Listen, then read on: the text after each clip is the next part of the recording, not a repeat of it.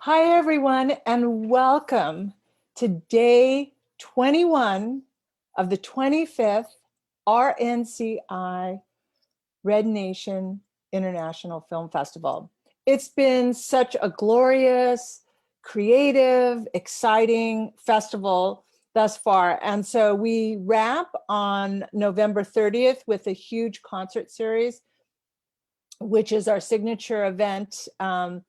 Red Nation Celebration Institute what started 25 years ago with a concert series in Santa Fe, New Mexico during Indian Market.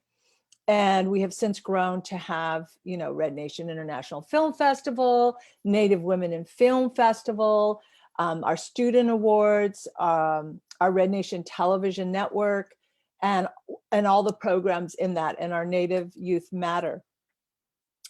Before we get into introducing you to our guest, I welcome everyone to the Red Nation Indigenous Filmmakers Lounge. It's a fellows program and it's the conversation series. And our spotlight is on a film titled Dreamer. But before we get into that, I want to introduce a couple of things about the festival. We have 105 films, 73 documentaries, 35 films directed by women, 12 student films, and 10 experimental. From the US, Canada, Italy, Greenland, Australia, Mexico, Ecuador, France, Iceland, New Zealand, and Greece. 25th Red Nation Celebration Institute is creating systemic change through arts and media. The first and largest global Native woman-led enterprise, founded in 1995 in Santa Fe, New Mexico during Indian Market. RNCI is the longest standing American Indian and Indigenous educational, arts, and cultural nonprofit organization based in Los Angeles. RNCI, the authentic voice of American Indian and Indigenous nations, increases visibility of independent filmmakers, media artists, contemporary and traditional performing arts of diverse artistic disciplines, and content creators, amplifying cinematic excellence with an emphasis on initiatives for Native women, girls, and youth in all media platforms and educational institutions. RNCI is dedicated to changing the narrative about Native peoples on a global scale. RNCI Board of Directors has built the Institute to cast light on the voices, stories, contributions, and assets of contemporary Native peoples in replacing dangerous stereotypes that Native people face in media and academia, with a 25-year history of cohesive research-informed strategies, groundbreaking initiatives through cinematic excellence media, and a strong focus on partnerships. I'd like to encourage everybody to visit Red Nation FF to see all of our films, all of our events, and to make sure that you get a ticket, a VIP ticket for November 29th, our RNCI Red Nation Awards ceremony. It's going to be very special this year because we are online, virtual streaming. It's going to broadcast on our Red Nation Television Network, and it's limited seating. Excuse me, we're only letting a few in this year. So you never know who will be at the table, but I'd like all of you to know today, who's sitting in with us, that you're welcome at RNCI table and you have a seat here, and this festival is your festival. So welcome, everyone. I want to introduce our guest.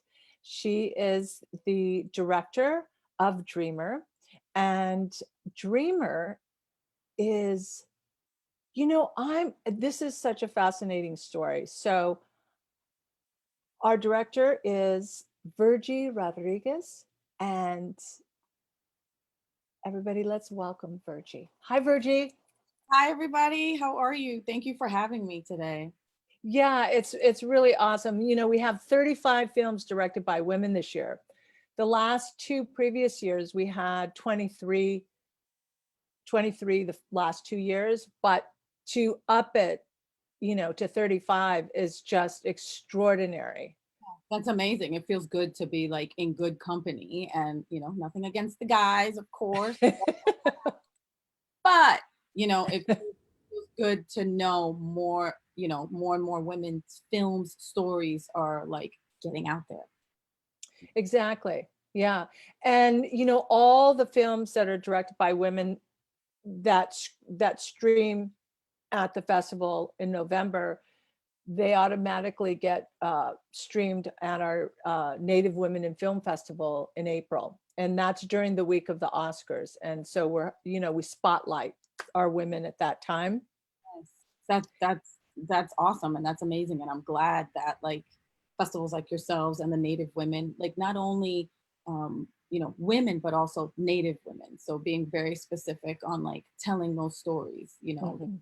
to me now it's like there's no excuse for us to not tell our stories because literally we all walk around with a camera in our hands. You know what I mean? Our phone. So, Yeah, there's no excuse. We can make a movie. That's what that's been the journey that we've been discussing this whole festival with the filmmakers in this indigenous um, uh, platform, is that any film that gets made and gets out there and then gets distribution and is a risk, and it's a journey, and it's to be celebrated because it's hard to get a film made and out there. right. It is. And, in my case for this short film, I I mean, my credit card companies are happy. My card, but I self-funded it. I didn't do Oh, crowdfunding. I didn't do any of that. Just because I wanted to tell this story. It was, it's a passion project, of course. So we'll do anything for kind of our babies, right? Uh, right. what this film is to me, it's just like my little baby. But I wanted to tell the story so bad. I was like, I'm just gonna self-fund this. And I was able to bring in a crew and a DP. I mean, 80% of my crew was female. So looking behind the camera and seeing like almost all females was great. But for me, that's how important it was, as well as the rest of the crew, everyone else. The DP, Maricela uh, Mendez was phenomenal. My co-director Diana Zolikoffer, they really wanted to tell the story as well. So having them hop on board was just because they were passionate about it was really important to me. So can you tell our audience, for ones that are tuned in right now and that will replay this later, what is the story? I'd like to hear from you instead of me like reading what the synopsis is. Yeah. Please share with us what your story is. It's really wonderful. Yeah, so Dreamer is about, a DACA recipient, a dreamer that came over to the United States as a child, which a lot of them right now, are kind of living in this limbo in this country. We don't know, they don't know any moment in time because of our immigration policies, could they be sent back to a country that they don't know? And I did kind of a nod to the Native American community in one of during a speech that Ronald Reagan gave back in 1989 about immigration. And this little nod, it's very subtle, but it was, I needed to put it in there because it's like these Native people were pushed out, right, of this land. Mhm. And then they're just trying to get back in. I think like George Lopez has a joke about that, but Yeah. it's true. It's like, well, we were here first. Yeah. And so now trying to get back in, and now there's like all these immigration policies, and like, well, you might just get sent back. And it's like, well, I know nothing about this country. I know this country. This is where I was brought up. So that's kind of, in a nutshell, what the story is about, for the most part. Well, you bring up some things that I'd like to also share, is that, it wasn't until 2004 that the Smithsonian recognized our brothers and sisters in Mexico as being Native, with Mhm. all our tribes down there. That's just 2004, And that's you know.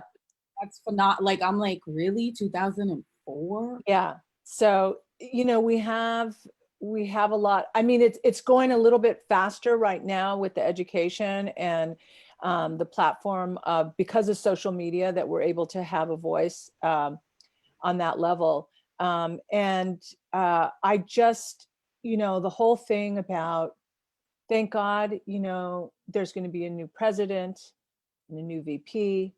I'm very excited about that. And the fact that we have our kids, they're basically, you know, concentration camps, those cages. And to know that, you know, they're missing, a lot of the kids are missing, a lot of the parents are missing.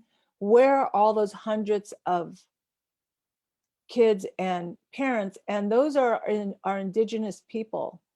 And, you know, I know that professors like to use, and other people like to use, that indigenous peoples are the 1%. We are not.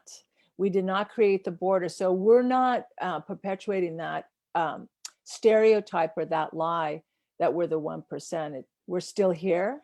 It's still our land. And you're on native land. And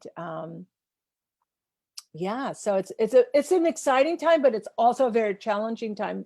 And your film addresses all of that because of the fact that of the Dreamer Act, you know.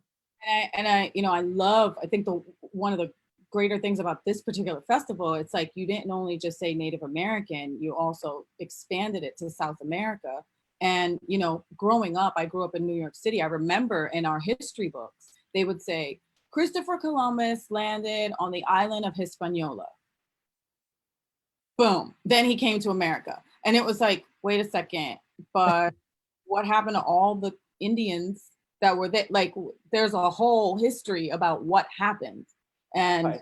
as I dig even into that history, that's where my family's from, the Dominican Republic. So as I dig into that history, I'm like, there were Indians that were fighting back, but we've never heard that story. Right. It's written on it there, but we just never hear that, you know.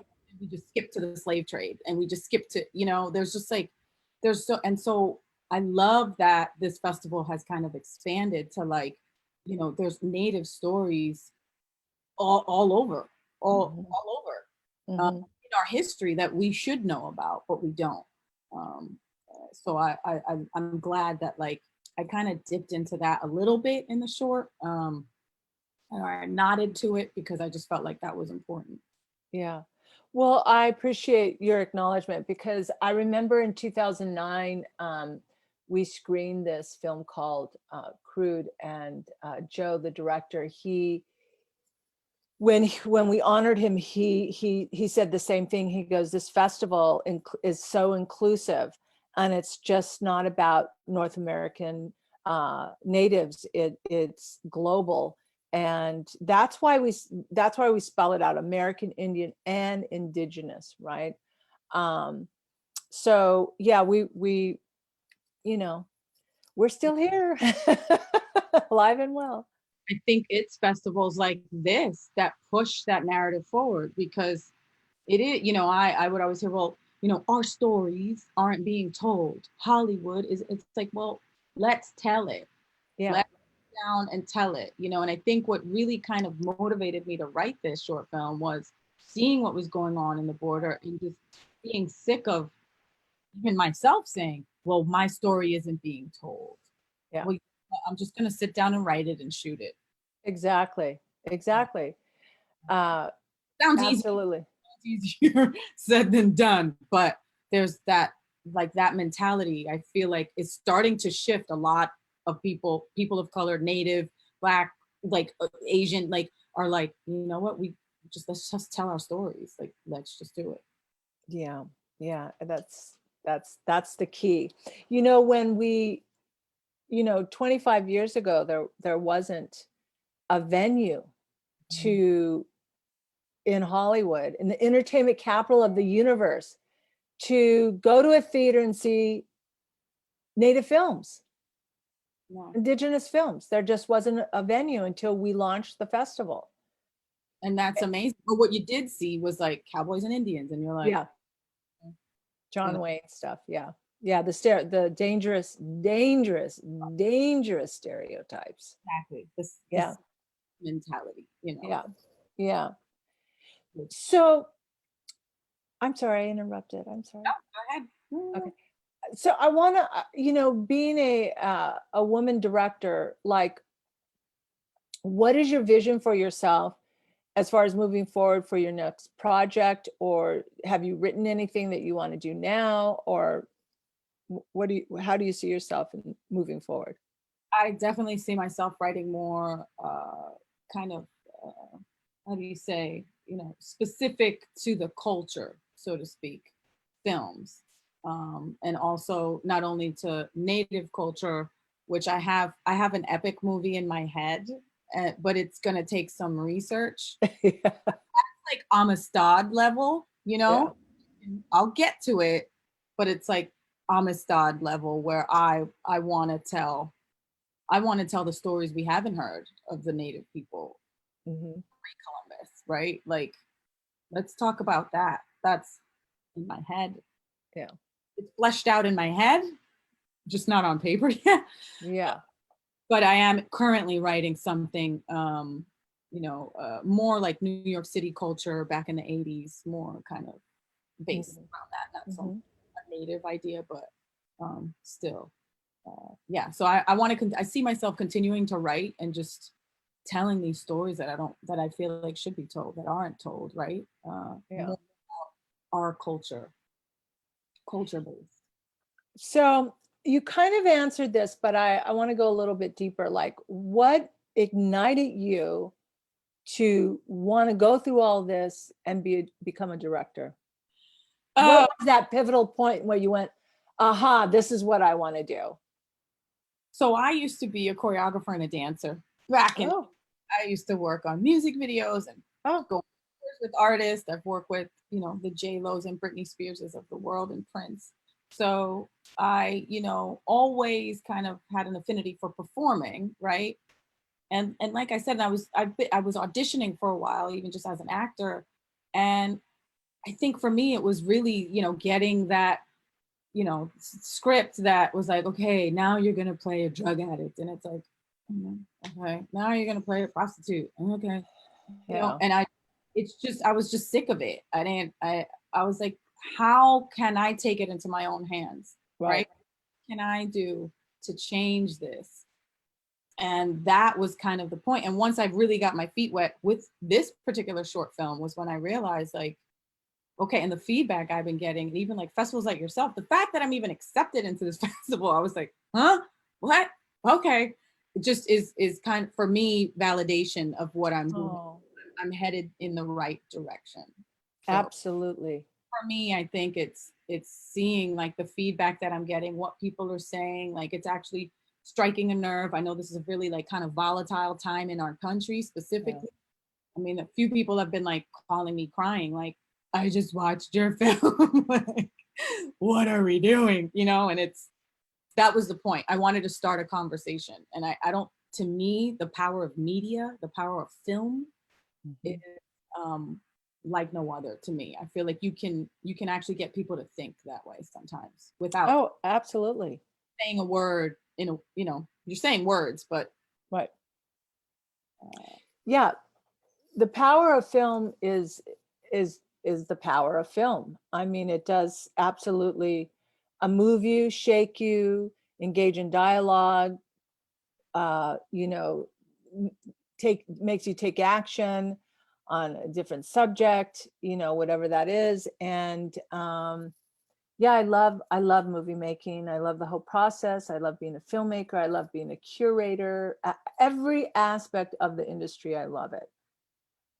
It's all I know though. So I don't have a it's like, oh, remember, like to me, what I miss the most about all this lockdown stuff is going to the movies. yeah.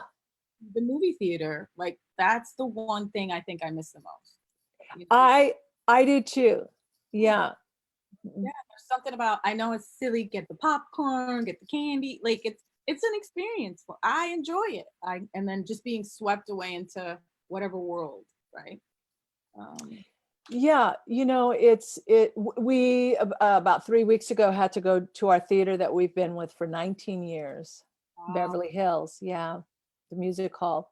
And we had to go and get all of our step and repeat, our banders, hence that's what's behind me, our all our red carpet, all of our t-shirts, all of our stuff. And we were all just crying. It was just so sad. And I didn't realize leading up to going and picking up everything, how it affected me, like spiritually and psychically, you know, intuitively, on every level, physically even. Um, the power of going into a theater and being able to watch a movie and experience it on the silver screen, and the impact that when you're at a festival and everyone, because I'm a hugger, and everyone hugging and introducing everybody to everybody, and you know, all the excitement and the you know, the sharing of ideas. I mean, even though we're doing this on Zoom, it's still a different, it's a whole different thing. It is. It's a different experience. I think though what I find kind of I do my best to look at like the flip side, right? Right, the positive side. Yep. There's the positive side for sure is I think I've reached more people about like this particular festival, right? Or Yeah. like festival like, hey guys, did you know that I'm in this festival and this is what this festival does, you know? Oh, yeah. This is amazing, and people are like, wow, that's amazing, you know. So I feel like there is kind of a catch 22, and I get it, there's something missing about human contact, right, and Yeah. seeing in person, but to the same extent, because of the power of social media, Yeah. I feel like you're also reaching people that might have not even heard of it, you know. Absolutely. Yeah. Absolutely. Like what we've been dialoguing about is that you know, when the pandemic hit and we had to redo everything for 5 years out, that's how what Right. we've done for our company. But the thing is that you know, we always want to bring in all the filmmakers, but it's always depends on the budget that comes in, you know, the funding that comes in, and sometimes we don't always get to bring everybody in. So this way we get to reach everyone globally. I mean, we're in Greenland, we're in uh, Nice. Italy, we're in Paris, we're in Mexico, we're in Canada. And so moving forward, this is going to be a platform for us, but we're also going to be in person. That is definite. But You can't the, deny it in person at all. no, no, no, no. But I want to talk about you. So, so um, let me think here for a sec. Has any of your family been personally affected by your story? Uh, and has anyone experienced that? So the story was loosely based on when my mother came over from the Dominican Republic to the United States, and she came into America. She had been living in a dictatorship for almost 30 years, her whole life at that time. Yeah. It was kind of loosely based on her coming to Mm. America, wanted to learn English and just go back and teach kids English. She ended up meeting my father and having me, and so she stayed. But at the time, you know, the stuff she was dealing with immigration wasn't so such a mess. So there's no one in particular that I can kind of pinpoint through doing research through the film. I actually started to meet people that were dreamers and some of their experiences. So it was kind of influenced by like what my mom dealt with, but now kind of moving away from her story, it's so far removed that Yeah. like why are we even now, it's even more of a mess. Like it's just Yeah. how did we get here from, you know, Because streets we had 4 years of this one guy. That's how that I'm gonna call it. but this stuff was happening even I before. know. I know. It's kind of like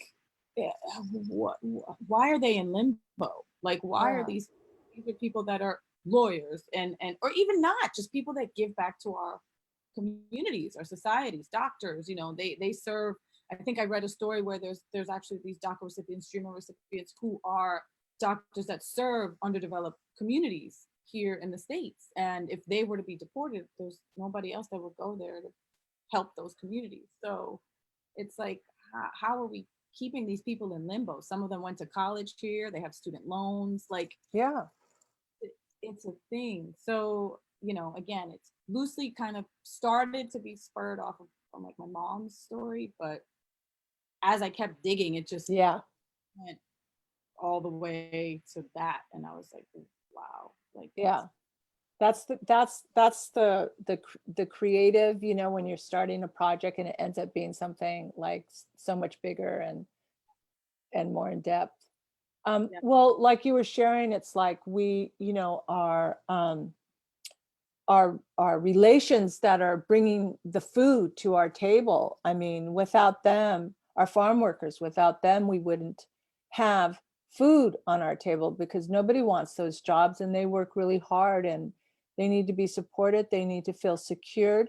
They need to be validated. They need to be loved and nurtured because they're bringing the most essential thing to our table, and that's food. And so yeah, it's pretty bizarre how all of this is playing out. And a lot of the Um, indigenous people from South America that come yeah, here, yeah, they are yes, what it is. You know what I mean? And yeah. it's, yeah, you're right. Nobody else wants to do that job. I mean, And a lot of our essential workers, you know, to be honest, because we're both here in LA, they know all the back roads. They know all the things. If something really happened, they got it down. It's like, you know, they have it down. Like, you know, if there was an earthquake major, they know. agreed. Yeah, Completely. yeah. They know the tunnels. They know everything. Yeah. Yeah. You know, I, you know, it's interesting in my short, like when I was looking for like a presidential speech on immigration and there was one Obama did, and I was like, yeah, that's too soon. Like, is there another one Yeah, on Reagan's? And when I started looking at other like stock footage to kind of put in there, you know, it just, you know, there's a point where he's like, you know, they're entrepreneurs. And I put footage of the workers, the field worker, farm workers cutting, I think lettuce or some, you know, cutting vegetables.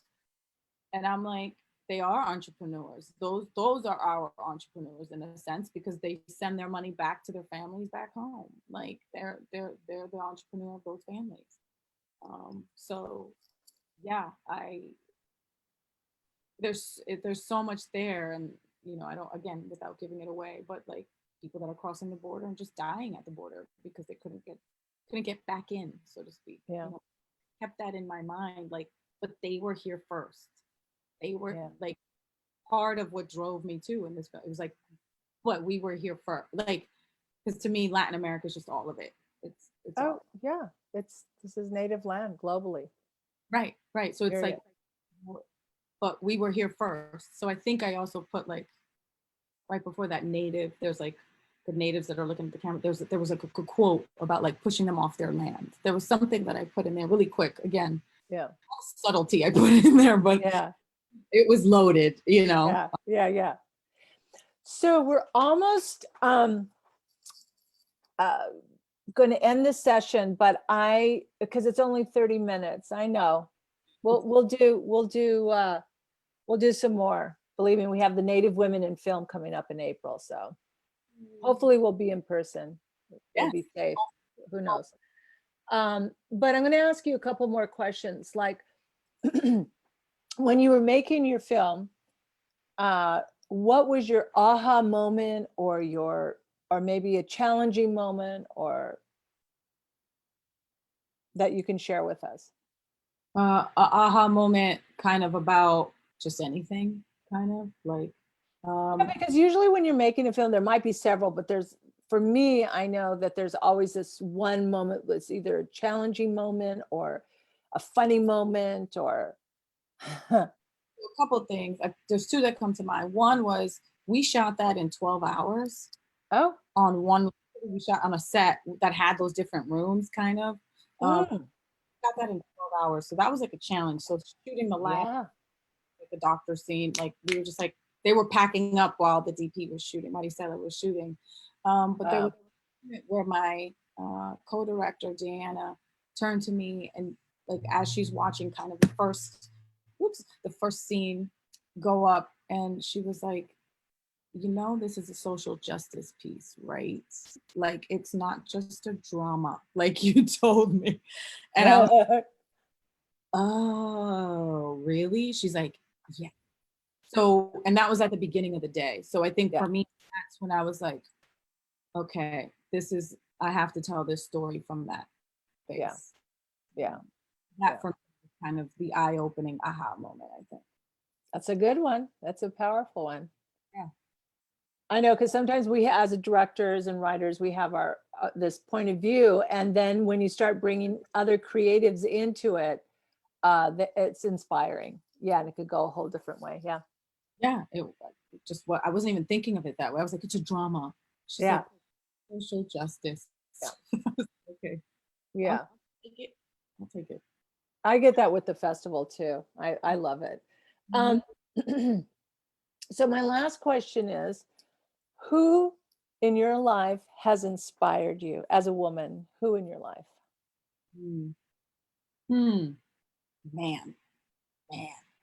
Um, I know it's gonna sound maybe it sound hokey, but when I think about, I mean, there's been a few women in my life that have been kind of cheerleaders that are teachers, like dance teachers. Miss Saul back in high school, she was always someone that was like, I was told by another teacher I would never be a professional dancer, and she came, Mm, she'd listen to anybody, you yeah, know, yeah, you're gonna but my mom, I mean, really, I think about her raising me as a single mom in a place like New York City, and her doing it and on her own, not knowing the language, not knowing the culture, yeah, and, you know, doing it. And yeah, her now seeing me do something like a short film and it getting the feedback that it's getting, she's like, I'm so proud of you. And that just means so much to me because I'm like, well, that's if I didn't have a mom like you, I don't think I'd be able to do this. So me, that's really, I'm a mama's girl. yeah. That's yeah. I have that too. My mom always said there's no such word as can't at all. It's not in our vocabulary, and anything is possible. And Absolutely. I think that that's how I've led my whole career, my whole life, is that anything is possible. Even when I get a no, it's still possible. Yeah, It just may you know, not be with that person or that funding or whatever, but it's possible. you know what I find interesting with the narrative of women, Native women, women of color, you know, we understand struggle from a different place. That may be nothing against my Caucasian friends, my white friends, my white Yeah, female friends, but yeah, I find that narrative to be any woman of color. And yeah. there's the world, to me growing up, it was always like the world wasn't working with me. Like, Mm. always kind of got that, like the world, I had to push through to get to where I wanted to go and do what I needed to do. But you're bringing up a good point. Isn't it? We're going to go a little bit longer, but isn't it? That's because that's what the media has put, that's what society has put on us. So to suppress our voice so that we're at the bottom, the very bottom of that whole thing, because we still are today. And as life givers, that the creator gave us that power, right?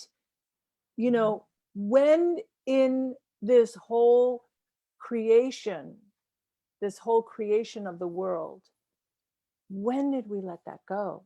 Did we let that go?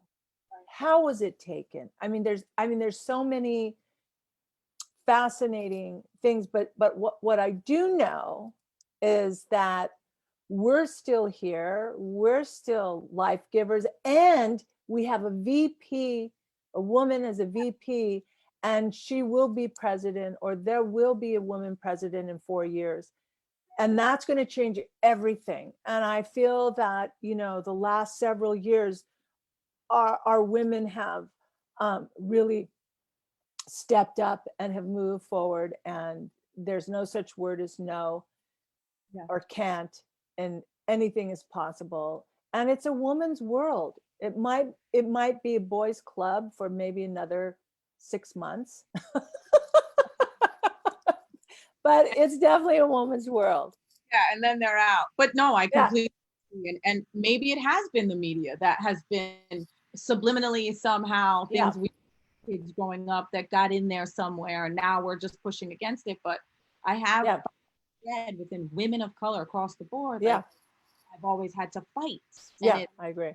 will just get to that point where it's like we're not fighting anymore, and it's even keel for everybody. Yeah. Well, they used to burn us at the, you know, they used to burn us. Right. If we even like said, you know, anything about any, whatever. Anyway, that's a whole other conversation. But I really thank you for being here today and for submitting your film. And I know that myself and our board of directors, which is an extensive group of beautiful human beings, that we love to support emerging filmmakers. We love to encourage filmmakers to continue on. And we also give our filmmakers an opportunity, if like during the festival circuit, if you know, don't pick up distribution, or if you do pick up distribution, either or, you have the opportunity to have your film on our platform at Red Nation Television Network. And Red Nation Television Network, we were streaming before anyone was streaming, before Hulu or Netflix or OWN or anybody. We launched that. I was way ahead of my time back then, but now we're right on time. And so we extend that offer to you. And you can for that, and thank you for including me in such a, to me this is a very like one of the more prestigious festivals, that's in my opinion. Thank you. I'm just thank you for including me, not only to you, to everyone on your board. And of course I will definitely keep that in mind for being on your platform. Are you kidding me? Yes. Okay. Get our stories out wherever, however, like I'm open. So Yeah. All right.